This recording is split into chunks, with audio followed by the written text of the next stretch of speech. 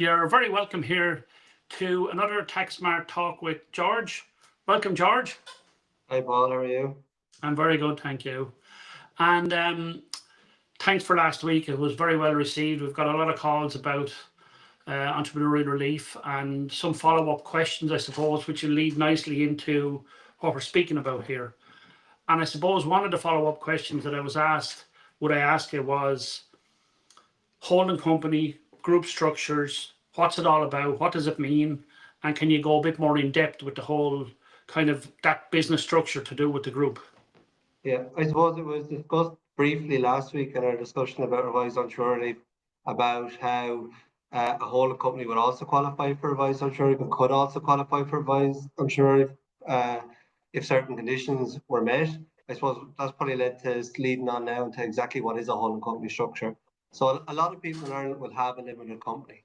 And the shares might be held by a husband and wife in that limited company. What a holding company is you put another company above that limited company. So essentially, the husband and wife hold shares in Holdco, and Holdco holds shares in the subsidiary companies, normally a trading company. So the reason why a lot of people might have these at the moment is that it allows you to kind of split enterprises out, separate between the companies. So we would have a number of clients who would have a holding company in place, and if, for instance, they operated a business in a number of locations, each location might have its own a separate trading subsidiary, so they can see how each location is operating separate from the other. It also divides risk, because I suppose previously, up until about 2014, if you had a holding company, if you had a group structure, the entire group had to be audited. That condition was lifted in the Companies Act in 2014. So now the group in its entirety is looked at, and if the limits aren't hit, nobody in the group has to be audited. So that's led to more holding company structures being in place. So previous that you might have had a normal one company owned by a family, and if they opened a shop, a pub, a chemist, all of it would be happening in the one company. But since that audit restriction has been lifted, now what you would do is you have a holding company, you have company one that might be the shop, company two that might be the pub, and company three that might be the pharmacy. So you operate the three businesses separate from each other. You split the risk so that they all only have their own operating risk. And you can identify then how each of the separate businesses is performing. So that's the real advantage of it from an operating point of view, that you have that structure. It's from a tax point of view, there's a number of benefits as well, because if you hold a company in place, you can benefit from what's called a participation exemption. And essentially what that is a tax relief that allows the holding company to sell its shares in a subsidiary company in Ireland tax-free. So I use the example of a shop, a pub, and a pharmacy. Sorry, no, George, you have to just stop you there. Tax-free. Tax-free, yeah.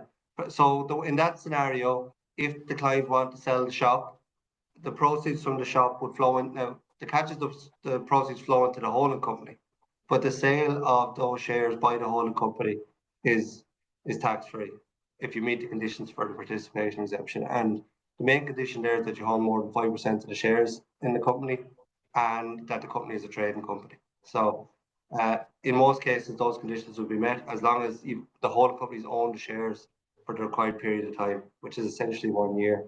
So yeah, so that's one big tax advantage. The other is that if you have a structure like that, and one family, the holding company owns 100% in the three subsidiary companies, then you can transfer losses between those three companies. So in that scenario, if the pub makes a loss in 1 year, but the shop and the pharmacy make a profit, you can use the loss in the pub to shelter the profits in the other companies.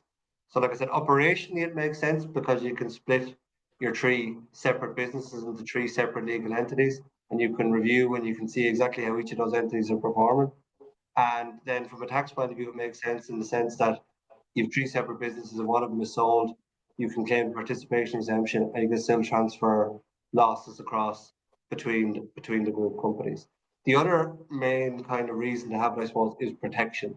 So if you have a situation where you have, say, a family company, and in that family company you have your trading business, but you've also built up maybe excess cash or investments, there's a level of risk with having those investments in with a trading enterprise, because it comes with a level of trading risk. If you can separate that out, if you can move those investments into a separate company, well, then you alleviate some of that risk, because ultimately the companies are separate legal entities. So if there's cash or investments held in the holding company, that would separate that from any trading risk in the subsidiary. So, like I said, a number of clear advantages as to why you do it. I suppose the cons are a little bit of extra cost. Obviously, you're operating additional companies, but for the most part, it tends to be the optimum structure. Potentially, particularly in riskier, businesses, maybe like construction or whatever it might be.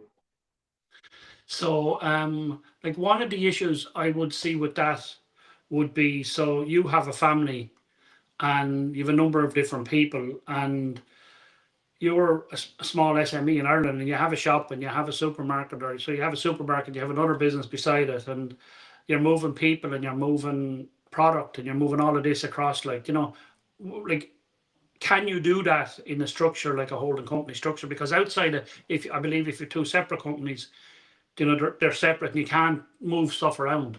Yeah, it depends on certain shareholder requirements. Assuming this family situation that the holding company owns 100% of each subsidiaries, you can move cash around the group where needed to finance the purchase of stock. Or like you said, you're in a supermarket situation and some stock is moving between if you have two supermarkets and two separate companies.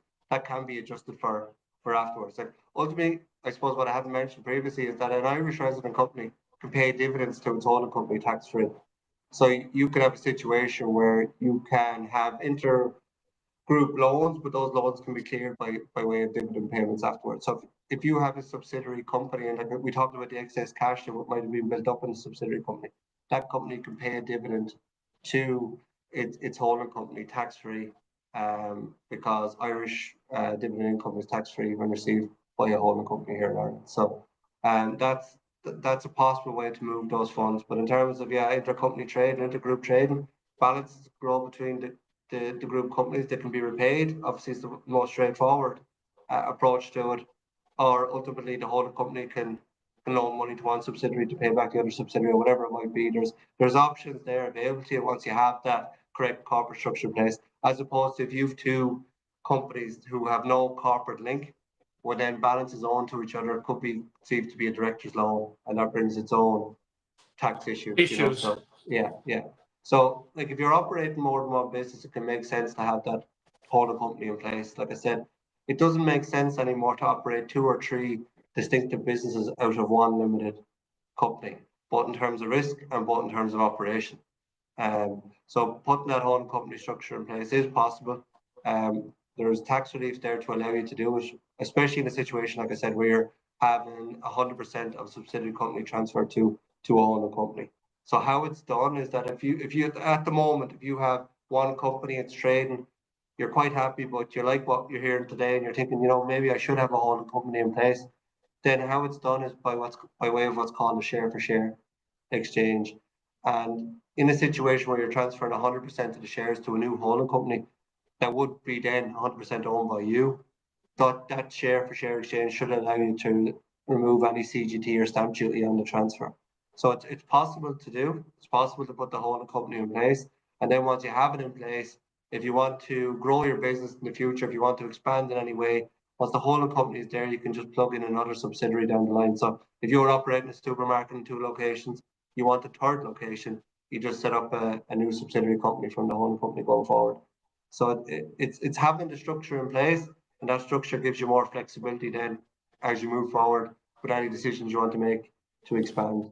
So you're saying that obviously the best time to put a holding company in place, if you're in a startup, just put a holding company. The most straightforward time to do it is at the very start. But most times people don't have that kind of level of foresight, or what you've set up, or a family company that's come down from generations might be in existence 50 years ago, might be in existence even only 15 years ago, where the restriction that we talked about, where you had to audit the entire group if you put a holding company in place.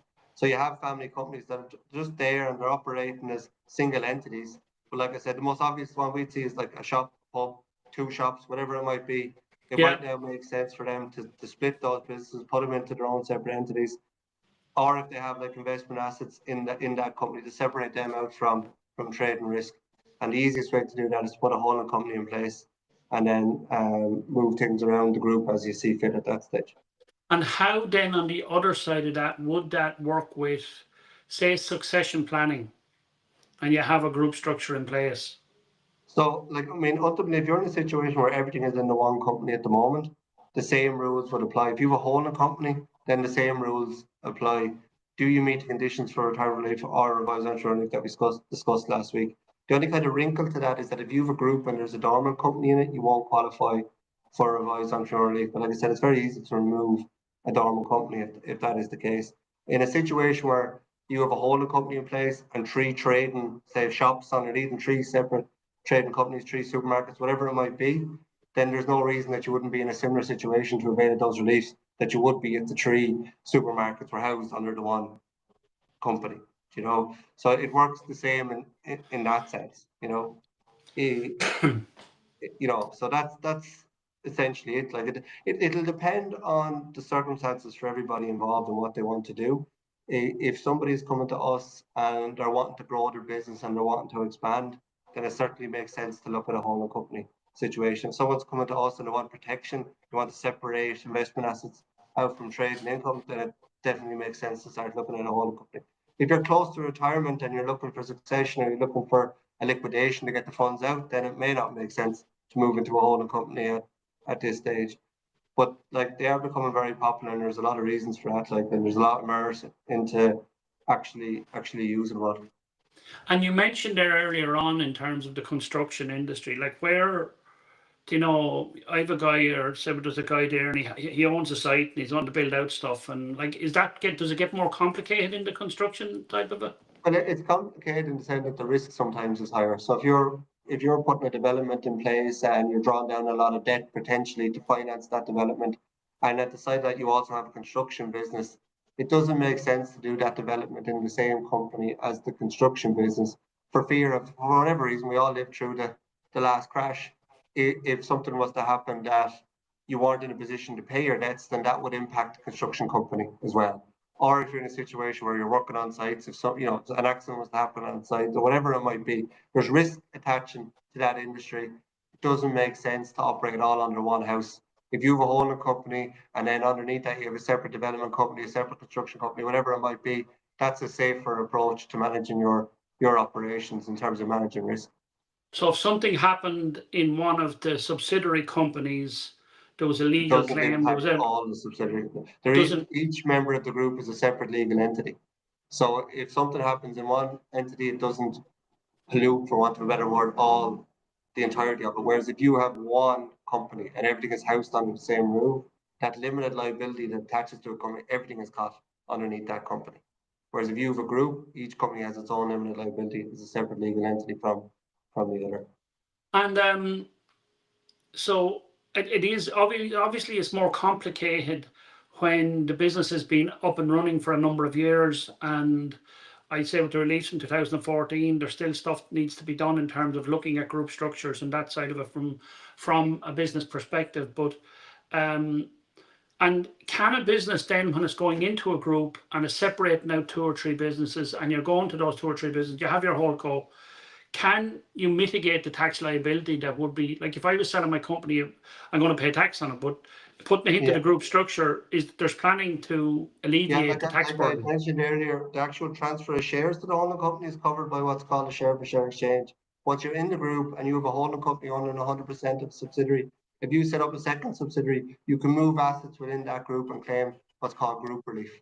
So that should, shelter you from any capital gains tax on moving property or whatever it might be within the group. There's an equivalent stamp duty relief as well for associated companies. So there is means and ways that have, like you said, mitigating tax once the group structure is in place in terms of moving assets around that group. Yeah, I suppose from my perspective, is there instances, obviously you were talking about if you're close to retirement relief and you're close to that side of it, you need to very, very carefully look at the issue of whether it's appropriate to set up a group structure or not. But leaving that to one side, I from what I'm listening to, what I'm hearing you say, and what I've seen in practice, there's no real there's a lot of upside compared to the downside with the extra bit of cost and setting the group up. And particularly, like I said, if you're in a position where you've more than one business or you've investment assets or you're looking to grow your business going forward, it's 9 out of 10 times it's going to be the right thing for you. Obviously, 9 out of 10. Well, that's there's no blanket answer because every case is a little bit different, but the majority of the time it's going to make sense for you to have a holding company. Like I said, there's a little bit of extra cost obviously to having extra entities in place, But other than that, like from a tax point of view, it's likely going to be the right decision for you. Like I said, it's not always the case, and that might be linked to personal circumstances or future intentions or whatever it might be within the family. But it's definitely absolutely worth considering. If you have a single company at the moment that's operating more than one business, that's holding investments, it's definitely something that should be considered. And in terms of tax reliefs and tax planning, etc., it's something that I've never heard you so adamant to say. It's a definite consideration for all companies that are set up in Ireland in terms of the group structure, possibly in the UK as well, but there's different rules around the world. But the Irish rules is there's no real, there's a lot of upside with very little downside in terms of the group structure. Like when we talk about future planning, if you are looking to expand your business, you're looking to grow a group of companies, you're looking to have 3 or 4 locations for supermarkets, pharmacies, whatever it might be, you set up those separate companies, you operate at each location from a separate company, you have a whole company structure in place, and you now have the flexibility that if you want to sell one of those locations, you can sell it, a share sale, like I talked about before, the participation exemption, potentially sell that location, have the money flow tax-free into the whole company. It can then be reinvested in the other 2 subsidiaries or whatever you decide to do at that stage. But it gives you those options. It gives you that flexibility. When you have it in the company on its own, when you have it, if you had one company with 3 locations, and if you want to sell that location, that company will pay capital gains tax and any uplift in value on that as part of the sale. You wouldn't be able to sell the shares in the company without selling all 3 locations. And if you want to sell one location separately, you have no choice but to have an asset sale. And maybe that's something we'll discuss in the next few weeks about the difference between a share and an asset sale, and that kind of leads into that.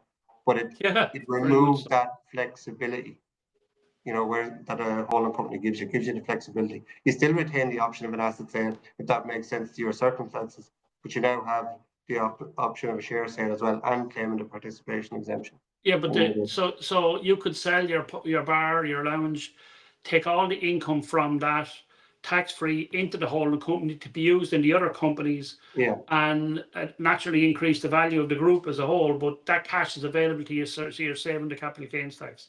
So I think it's like some of the other things we talk about. It's often overlooked because people make it so complicated. But there's a lot of planning needs to be done. There's a good bit of company secretarial work that needs to be done. But I know we have done it on numerous occasions, and our team are very capable of doing this. So if you'd like to have a conversation with George around this whole group structures, I think it's really important to reach out. His contacts will be below on this. And again, thank you so much. I mean, some of this stuff may seem very, very technical in its nature, and it is technical in its nature, but the basic message is plan early. Right? Take advice and implement the advice. It's so simple, like, to do this, and these are opportunities just to showcase what's available for businesses. And these are normal day-to-day SMEs. These are not things that are just available to the super rich and to the high net worth individuals. These are available to everybody that are there. So, and they should be considered by everybody. Yeah, I'd be happy to talk to anyone who wants to have a chat, and we can see if it's right for their situation or not. Perfect. Thank you, George. Appreciate that. We will chat again soon. Take care. All the best. All the best.